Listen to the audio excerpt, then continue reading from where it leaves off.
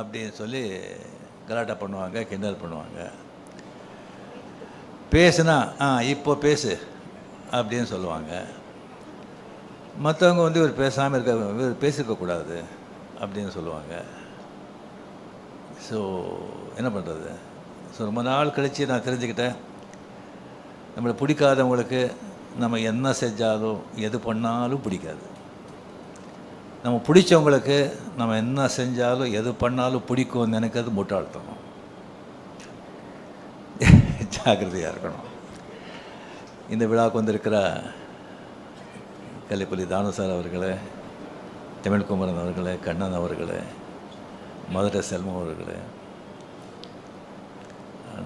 சிம்ரன்ஜி and பத்திரிகை நண்பர்கள் அனைவருக்குமே என்னுடைய அன்பார்ந்த வணக்கங்கள். முக்கியமாக வந்து கமல்ஹாசன் சார் அவர்கள் அண்ட் அஸ்வத் மாரிமுத்து. கமல் சார் வந்து இப்போ சொன்னாங்க வந்து இந்த ஆஃபீஸ் ஓப்பனிங் அப்போவே வந்து டெரஸில் வந்துட்டு ரஜினி இப்போது ஆஃபீஸ் பெருசாக ஸ்டார்ட் பண்ணிவிட்டேன், இந்த ராஜ்கமலுக்கு ஒரு படம் பண்ணணும் அப்படின்னு. சரி அப்படின்னு சொல்லி அதுக்கப்புறம் அவரும் பிஸி ஆகிட்டார், நானும் வந்து நான் பிஸி ஆகிட்டேன். ஸோ அதுக்கப்புறம் வந்து ஒரு சீரியஸாக சிவாஜிக்கு அப்புறமா வந்து பேசுகிற மாதிரி இருந்தது. அதுக்கப்புறம் ஒரு வாட்டி லாஸ்ட்டு வரும்போது அவர் டோன்லேயே கொஞ்சம் இதாக இருந்தது, படம் பண்ணணும் அப்படின்னு. சரி சார் நம்ம பண்ணலாம் அப்படின்னு சொல்லிட்டு இது வந்து டைரக்டர் வந்து ஆக்சுவலாக பார்த்திங்கன்னா அஸ்வத் மாரிமுத்து வந்து இது 4வது டைரக்டர். ஃபஸ்ட்டு நம்ம பண்ணும்போது ரவிக்குமார் ஃபிக்ஸ் பண்ணியிருந்தோம். சரி அது வந்து சரியாக திஸ்டிங் வரலன்னு சொல்லி அப்படியே வந்து இதாகிடுச்சு. அதுக்கப்புறம் நம்ம சுந்தர் சி சாருக்கு வந்து வேறு ஒரு படம் இருந்தது, கொஞ்சம் டிலே ஆகிட்ட மாதிரி இருந்தது. அதனால் நம்ம இது வந்து நான் விலகிக்கிறேன் சார், நம்ம அப்புறம் பண்ணிக்கலாம் அப்படின்னு சொல்லி இதாச்சு. அதுக்கப்புறம் நம்ம சிவி சக்கரவர்த்தி அவர் கதையெல்லாம் கேட்டு ரொம்ப நல்லா இருந்தது. பட் என்ன சொல்ல ரொம்ப சென்சிட்டிவ் சப்ஜெக்ட் அது ஒரு கம்ப்ளீட்லி ஒரு நியூக்ளியர் சயின்டிஸ்ட் பற்றி, அந்த நியூக்ளியர் வெப்பன்ஸ் பற்றி, ஷூட்டிங் ஆப்கானிஸ்தான், ரஷ்யா, அந்த மாதிரியெல்லாம் ஒரு ரொம்ப நைஸ் சப்ஜெக்ட். பட் ரொம்ப ரொம்ப சென்சிட்டிவ், ரொம்ப ரொம்ப ஜாகிரதையாக டீல் பண்ணுறோம், டைம் கன்சியூமிங். ஸோ அதனாலே வந்து அதை வந்து நம்ம அப்புறம் இது பண்ணிக்கலாம் அப்படின்னு சொல்லும்போது தான் அஸ்வத் மாரிமுத்துவை நம்ம வந்து இந்த படத்துக்குள்ளே வந்தார். இப்போ கமலில் முதலே சொன்ன மாதிரி இந்த டென்ஷன் எனக்கு வந்து ஏன் அப்படின்னு சொன்னால், கமல் வந்து கூப்பிட்டு ரஜினி நான் கதையும் கேட்க மாட்டேன், எதுவும் கேட்க மாட்டேன், நான் எல்லாத்தையும் உங்ககிட்ட விட்டேன், நீங்கள் என்ன சொல்கிறீங்களோ அதை நீங்கள் பண்ணுங்கள் அப்படின்னு சொல்லிட்டாங்க. அதே தான் பெரிய ஒரு டென்ஷன் ஆகிடுச்சு நமக்கு. ஃபுல் ரெஸ்பான்சிபிலிட்டி நம்ம போட்ட பிறகு அவ்வளோ பெரிய ஒரு ஜாம்பவான் சொன்ன பிறகு தான் எனக்கு வந்து அதுக்கப்புறம் வந்து அவர்கிட்ட நான் சொன்னேன், இல்லை கமல் சார் இந்த கதையெல்லாம் வேண்டாம், எல்லாம் நம்ம தலையில் கட்டிடாதீங்க, நீங்கள் கதையை கேட்டு நீங்கள் ஓகேன்னு சொன்ன பிறகு தான் நான் வந்து ஃபோர்ஸ் பண்ணி அந்த கதையை கேட்டார். ஸோ கதை கேட்டு எஸ் நல்லா இருக்குது அப்படின்னு சொல்லி இந்த படத்தை வந்து நம்ம வந்து இது பண்ணியிருக்கோம். டெஃபினட்டாக நம்ம என்ன சொல்லி என்ன பண்ணால் கூட அஸ்வத் மாரிமுத்து மேலே வந்து பெரிய ஒரு ரெஸ்பான்சிபிலிட்டி இருக்குது. அதுக்காக எல்லாமே வந்து உங்கள் தலைமையில் நம்ம போட்டுட மாட்டோம். 100% நம்ம எல்லாம் சேர்ந்து it's a group work, it's a combined work, it's a team work. எல்லாமே சேர்ந்து நம்ம வந்து ஓன்லி சக்ஸஸ் நோக்கி தான் நாம் வந்து இதை உழைப்போம். டெஃபினெட்லி படம் நல்லா வருவாங்கிற நம்பிக்கை எனக்கு இருக்குது. Very energetic director, young blood. அவர் படம் அந்த டிராகன் படம் பார்த்து எனக்கு ரொம்ப பிடிச்சிருந்தது. அது என்டர்டெயின்மெண்ட் மட்டும் இல்லாமல் ரொம்ப டிஃபிகல்ட்டான சப்ஜெக்ட், அதோட ஒரு நல்ல மெசேஜ் வந்து அதில் வந்து கொடுத்துருந்தாங்க. At same excellent has a cameraman and crew. ரொம்ப ரொம்ப ரொம்ப திஸ்டிங் நல்லா வந்திருக்கு. கடவுள் பணத்தில் நல்லா வரணுங்கிற நம்பிக்கையும் இருக்குது. அண்ட் கமலில் என்னுடைய வந்து ஃப்ரெண்ட்ஷிப் பற்றி ஆல்ரெடி நம்ம எவ்வளோ சொன்னால் கூட அது வந்து கம்மி தான். அவர் வந்து எனக்கு வந்து அவர் செஞ்சுருக்கிற எனக்கு வந்து உதவியா இல்லை என்கரேஜ்மெண்ட்டா இல்லை கோஆப்ரேஷனாக என்ன சொல்கிறதுன்னு சொல்லி அதுக்கு வந்து நிறைய பேர் தெரியாது. 75, 76, 77 அவர் வந்து மிகப்பெரிய ஸ்டார். அப்போ தான் நான் புதுசாக வந்ததெல்லாம். இளமை மஞ்சளாகிறது நிறைய பேர் பார்த்துருப்பீங்க. அதில் வந்து எவ்வளோ பெரிய பேர் புகழும் எனக்கு வந்து கொண்டு வந்து கொடுத்த படம் அது.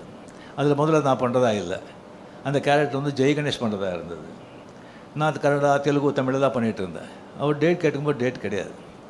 அப்புறம் கமல் வந்து ஃபோன் பண்ணி இன்சிஸ்ட் பண்ணி, இல்லை சார் இளமை மஞ்சளாகிறதுன்னு போடுறீங்க, நீங்கள் ரஜினி போடுங்க ஸ்ரீதர் சார்கிட்டே சொல்லி, அதுக்கப்புறம் அவரே என்னை ஃபோன் பண்ணி, ரஜினி நான் கூட டேட்டில் அட்ஜஸ்ட் பண்ணி தான் பண்ணுறேன், நீங்கள் பண்ணுங்கள் வாங்க நல்லா இருக்கும் அப்படின்னு சொல்லி அவரால் தான் அது இளமை மஞ்சள் அழைக்கிறது படமே நான் பண்ணது.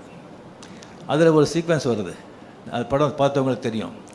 கமல் வருவாங்க, நான் இந்த பக்கம் நின்றுட்டு அவர் பேர் கூப்பிட்ற, கமல் இந்த பக்கம் பார்க்குறாரு, இங்கே அப்படிங்கிற. இன்னும் ஒரு வருதுக்கு முன்னாலே வந்து நான் டைரக்டர் சார் ஸ்ரீதர் சார் கிட்ட பேசும்போது நான் இப்படி பண்ணுறேன்னு சொல்லும்போது சரி நல்லா இருக்குது, பட் கமல் ஒன்றும் தப்பாக நினைக்க மாட்டாரா அப்படின்னு கேட்டார். இல்லை சார் டெஃபினட்டாக நினைக்க மாட்டார். சரி பார்க்கலாம். சரி வந்தாங்க கமல் இப்படி நான் சொல்லிட்டு இங்கே கமல் ரஜினி சூப்பர் அப்படின்னு சொன்னார். So Suriya sir we appreciated so much, எவ்வளோ அண்டர்ஸ்டாண்டிங் இருக்குது, ஸோ நைஸ் அப்படின்னு. ஸோ ஈவன் அந்த ஆடுபுலி ஆட்டம் அது படம் பார்த்தவங்களுக்கு தெரியும். ஒரு மோட்டர் பைக்கில் ஷேவ் பண்ணிகிட்ருப்போம்.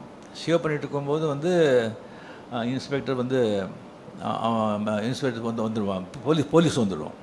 அப்படியே ஓடி போகும்போது அதுக்கப்புறம் பைக்கில் போகும்போது அவர் ஷேவ் பண்ணிட்டு தானே இருந்தேன். சரி ஷூட் பண்ணும்போது சார் ஷேவ் பண்ணிவிட்டு நான் ஓட்டுறேன் அப்படின்னு சொல்லும்போது எஸ்பி முத்துராமன் ஷேவ் பண்ணிவிட்டு ஓட்டுறதா, ஐயோ என்ன இது, அதெல்லாம் வேண்டாம். அப்போ கமல் பக்கத்தில் இருந்தார். சார் நல்லாயிருக்கும் சார், இதெல்லாம் புதுசு, அவர் புதுசு பண்ணால் நல்லாயிருக்கும்.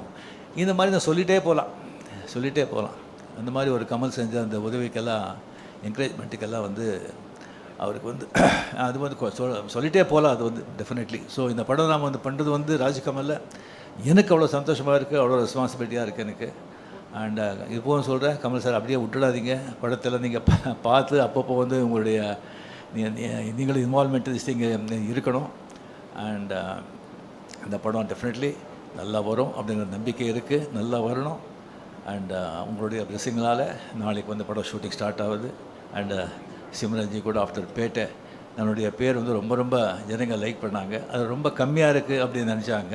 ஸோ இந்த படத்தில் ஃபுல்லாக நல்ல சீன்ஸு அண்ட் நல்ல கேரக்டர்ஸ் அதெல்லாம் இருக்குது. நல்ல ஒரு அஸ்வத் சொன்ன மாதிரி நல்ல ஒரு என்டர்டெயின்மெண்ட்டோட ஒரு த்ரில்லர் இந்த படம் வித் அனீஸ் மியூசிக்.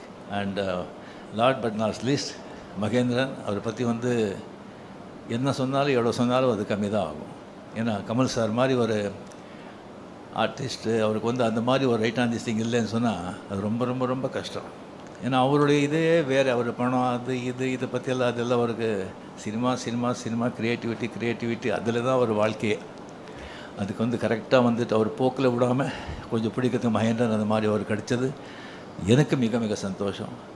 நன்றி, தேங்க்யூ.